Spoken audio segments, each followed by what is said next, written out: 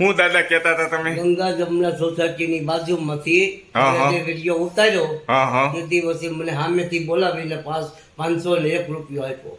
501 રૂપિયા આપ્યા. સામેથી બોલાવીને. કોણ હતા, બેન કે ભાઈ? બેન હતા. વાહ બેન વાહ, તમે તો આ દાદાને ખુશ કરી દીધા હતા હો. કાયમ અઠવાડિયે 15 દિવસે આવીને લઈ જાજો. ઈ બેને એમ કીધું. હા. શું ઈ બેનના સંસ્કાર છે, શું એ પરિવારને દાદા તમે આશીર્વાદ આશીર્વાદ દિલથી ને આવીને એના નામના જપ કરજો. આશીર્વાદ આપ્યો એને દિલથી ને એના નામના જપવું ચાલુ છે. હા, ચાલુ રાખજો.